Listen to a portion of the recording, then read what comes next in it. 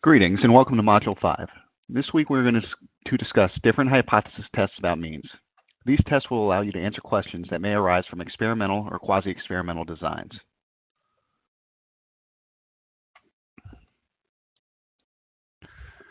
Let's begin this week's module by reviewing the process of hypothesis testing that was introduced last week. Remember that hypothesis tests are a way of answering questions about a population using sample statistics. We introduce hypothesis testing as a 5-step process. First, state the null and alternative hypothesis. Second, state the criteria. Third, calculate your statistics. 4, make a decision. And 5, come to a conclusion. There are a couple of important things to keep in mind. First, remember that the null hypothesis just says that nothing is going on, and that we conduct hypothesis tests under the assumption that the null hypothesis is true. Second, our p-values will always be compared against a criterion of 0.05. Finally, on step 4, we only have 2 choices for our decision: reject the null hypothesis or retain the null hypothesis.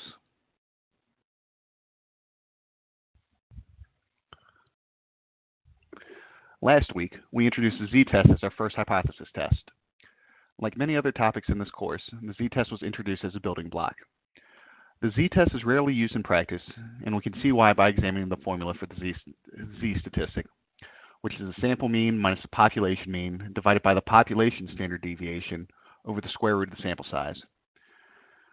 In the denominator, you'll note that we use the population standard deviation sigma. The true value of sigma is rarely known to a researcher, and as a result, we need a test that avoids using the population standard deviation. The one-sample t-test is a hypothesis test that does this. The one-sample t-test is very similar to the z-test. It is used for the situation in which we want to evaluate a single sample mean against a hypothesized population mean. There are 2 main differences between the single sample t-test and the z-test. Both differences occur in step 3.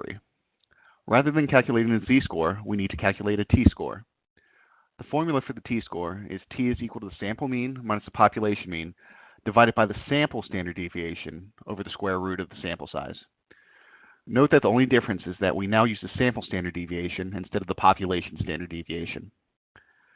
The single sample t-test makes several assumptions about the data. If these assumptions are not met, it becomes difficult to reject the null hypothesis, even when we should, and we may not trust the results of the analysis. First, we assume that the data come from a normal distribution. Second, we assume that each observation in our sample is independent from every other observation. This is another way of saying that we assume the probability of being sampled is not dependent on anything other than chance.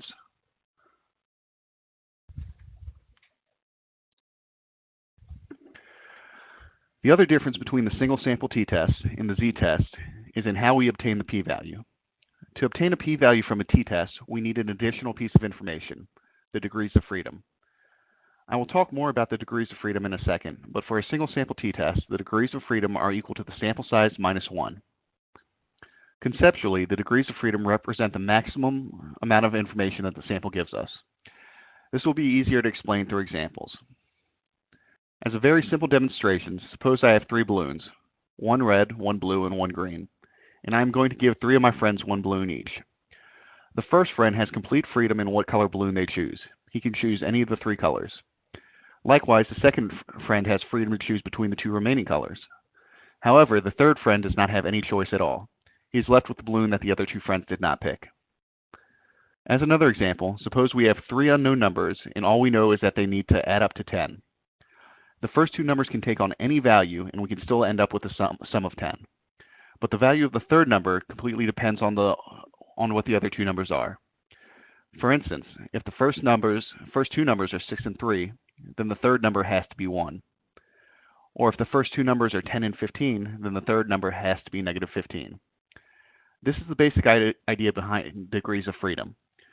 The amount of freedom we have is equal to the amount of information we have, which is the sample size, minus what we need to estimate, which in this case is the population mean.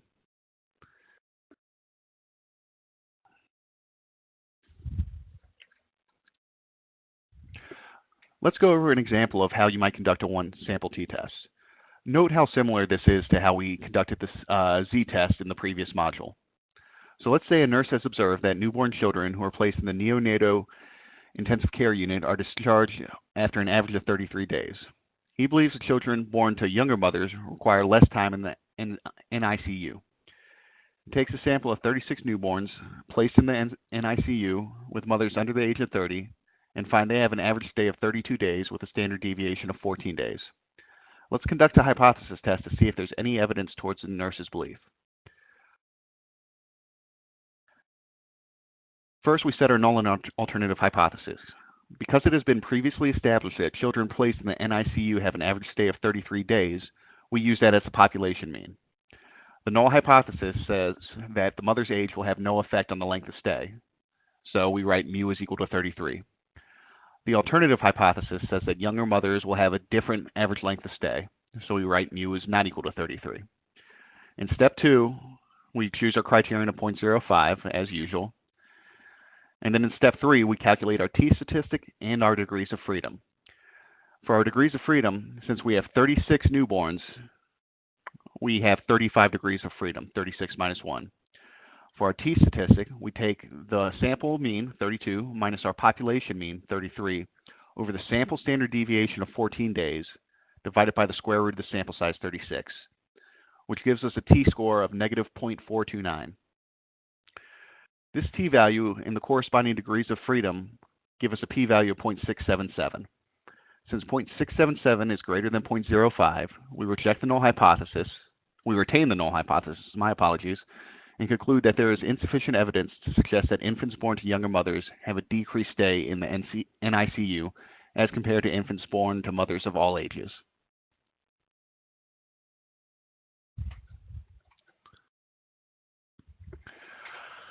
The one sample t-test is useful when you have a good idea of the population mean of the variable you are interested in. Oftentimes, though, we may have no idea what that value is. For instance, what is the true average number of patients that a clinic sees in a given day? Further, the one sample t-test is not useful for establishing causality. Recall that one of the requirements for determining cause and effect is controlling for outside influences or extraneous variables. Because we only measure in a single sample one time in a one sample t-test, we cannot confidently rule out any other factors that may have influenced the results. Back in Module 2, we discussed a couple measures for accounting for extraneous variables. One of these methods was taking repeated measures of a single sample. The repeated measures t-test is a hypothesis test for such a research design. The repeated measures t-test is used to determine whether a significant mean difference exists between two measurements on a single sample. For instance, we may look at a sample of patients' average blood pressure before and after they are given a medication and use a repeated measures t-test to determine whether the medication had an effect. Like all hypothesis tests, the repeated measures t-test is a 5-step process. The null and alternative hypotheses that we state in step 1 differ from the previous hypothesis test that we have discussed so far. Recall that the null hypothesis says that there is no effect of the treatment. So in a repeated measures t-test, the null hypothesis is going to tell us that measurement 1 and measurement 2 are equal to one another. That is, there's no mean difference in the two measurements. We can write this as mu sub d is equal to 0, where mu sub d stands for the population mean difference between measurement 1 and measurement 2. Again, if those are equal and you subtract them from one another, you would get 0. The alternative hypothesis, which says there is a difference between the first and the second measurement, can be written as mu sub d is not equal to 0. One of the mean measurements is different from the other one.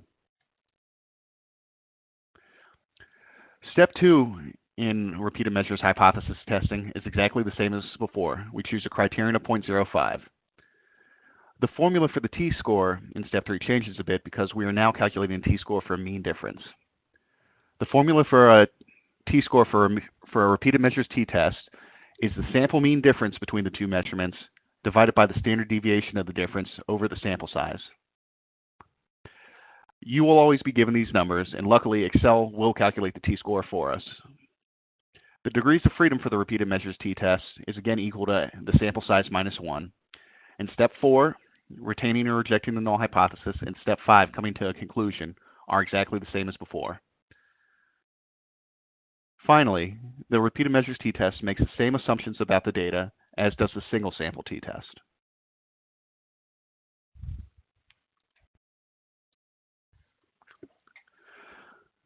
Now let's go over an example of conducting a repeated measures t-test. In order to evaluate the effects of exercise on patients with high blood pressure, A sample of 49 patients who were diagnosed with hypertension is taken. Their blood pressure is measured before starting an exercise regimen and afterwards. The average blood pressure for these patients decreased by 5 points with a standard deviation of 10.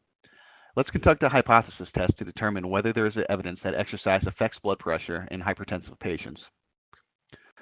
So first we state our hypotheses, and the nice thing about the repeated measures t-test is the hypotheses are always the same no matter what the scenario is. The null hypothesis says is mu d is equal to 0, and the alternative is mu d is not equal to 0. Our criterion in step 2 is always 0.05. In step 3, we calculate our degrees of freedom, which is our sample size 49 minus 1, or 48 degrees of freedom, and we calculate our t-statistic. We're told that the sample mean difference in blood pressure reading is 5, so that goes in our numerator. The standard deviation is 10, which goes in our denominator, and that's divided by the square root of the sample size, 49.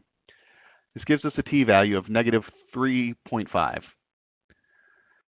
With a t-value of negative 3.5 and 49 degrees of freedom, we obtain a p-value of 0.001. Since this value is less than 0.05, we reject the null hypothesis and conclude that there is evidence that exercise affects blood pressure in hypertensive patients.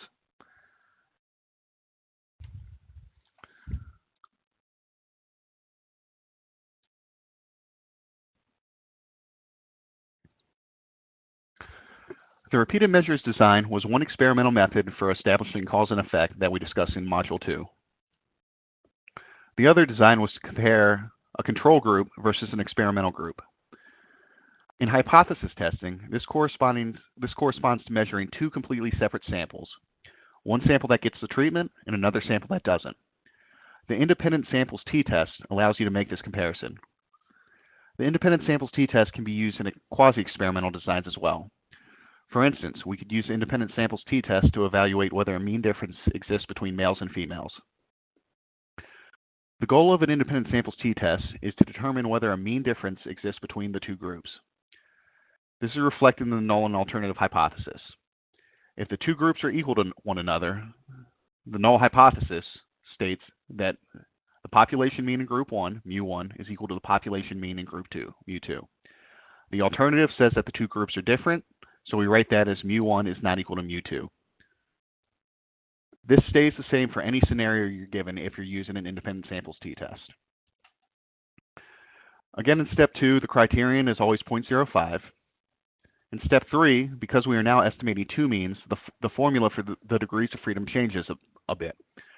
Recall the degrees of freedom are the amount of information we have, the sample size, minus the number of parameters we need to estimate. Since we now have two sample size, one for each group, we are now estimating two population means, one for each group. So the formula for the degrees of freedom is the sample size for group 1 plus the sample size for group 2 minus 2, where the 2 comes from the two population means we want to estimate. The formula for the t-statistic is the sample mean for group 1 minus the sample mean for group 2 divided by the pooled standard deviation. Again, you won't have to calculate the pooled standard deviation by hand. It'll be given to you, and Excel will calculate the t-statistic for you.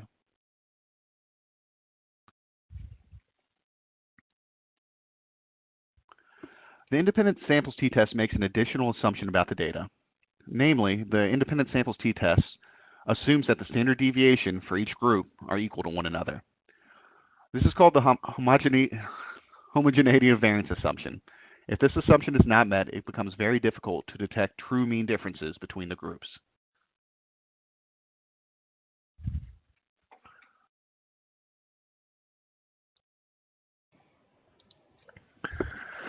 Let's go over an example of conducting an independent samples t-test. Two samples of hypertensive patients are chosen. The first group, consisting of 15 patients, is a control group, and their blood pressure is simply monitored. The second group, also consisting of 15 patients, is told to exercise for 60 minutes per day. At the end of the study, the average blood pressure for the control group is 145, and the average blood pressure for the exercise group is 138. The pooled standard deviation for the two groups is 2.5. First, like always, we state our hypotheses. The null hypothesis says that the average blood pressure for the two groups will be equal, while the alternative says that the average blood pressure will be different for the two groups. So the null hypothesis is mu1 is equal to mu2, and the alternative is mu1 is not equal to mu2. Step 2, we set our criterion at 0.05. Step 3, we find our degrees of freedom. So we add the sample size in group 1, 15, plus the sample size in group 2, which is also 15, minus the 2 population means we're estimating. So minus 2. This gives us 30 minus 2, or 28 degrees of freedom. We then calculate our t-statistic. We take the average, the sample average in group 1, which was 145, minus the sample mean in group 2, which was 138, divided by the pooled standard deviation, which was 2.5, which gives us a t-score of 2.8. Notice that it doesn't really matter which group we designate group 1 or group 2, as long as we're consistent throughout the problem. This t-value in degrees of freedom correspond to a p-value of 0.009, which is less than 0.05. So we reject the null hypothesis and conclude there's evidence that exercise does have an effect on a patient's blood pressure.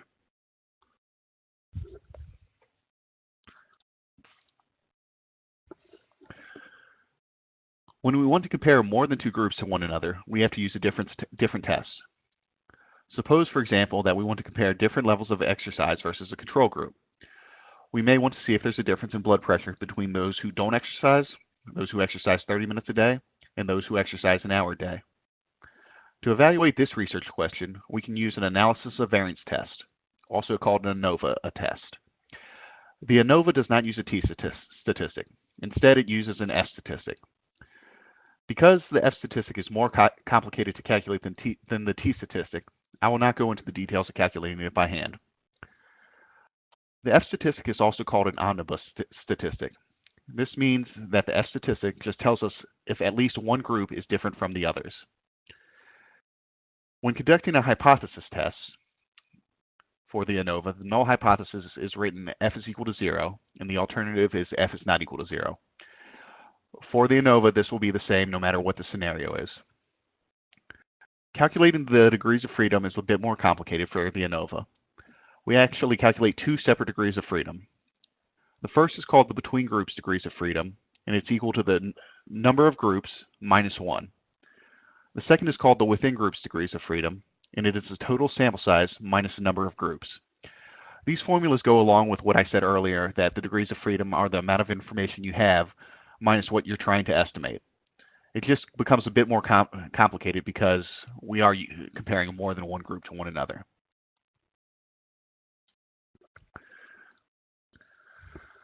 Let's do an example.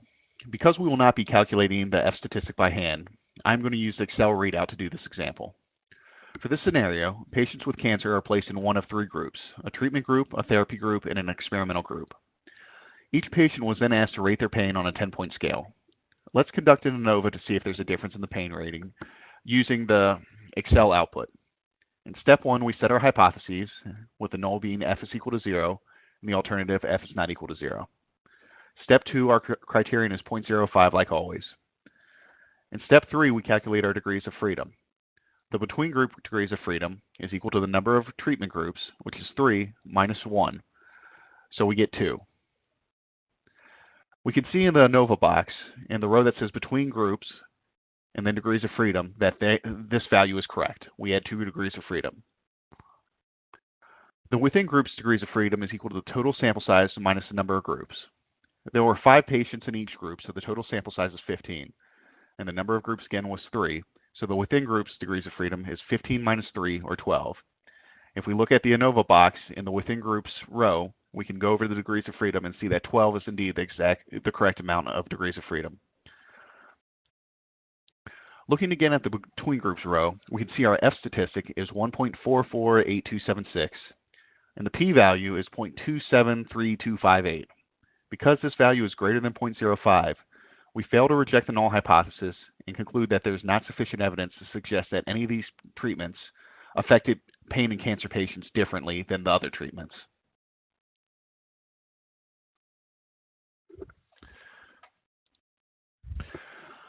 You may have realized that the ANOVA is simply an extension of the independent samples t-test. However, this is only the simplest type of ANOVA. The ANOVA is a class of hypothesis tests that has many extensions. We can even extend the ANOVA to the repeated measures design. In this case, the ANOVA would be an extension to the repeated measures t-test in which a sample is measured on 3 or more occasions. We will discuss this specific type of ANOVA in more detail in Course 3 when we discuss longitudinal studies.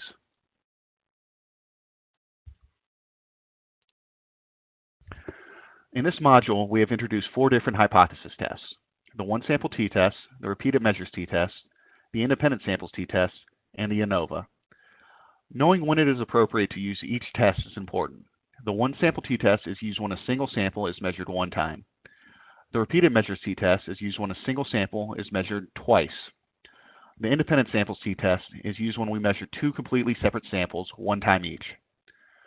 And finally, the ANOVA, and again, there's many different types of ANOVAs, but the simplest ANOVA is used when we measure 3 or more completely separate groups one time each.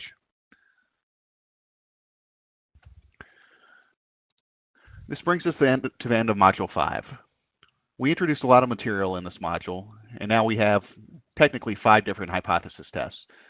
To help you get used to running these types of examples, I'm going to post on my Methodist examples of each test. What I really want you to take away is to know when it is appropriate to use which hypothesis test and what conclusions we can draw from each. As always, participate in the discussion board, complete the assignment, and I'm available if you have any questions. Have a good week.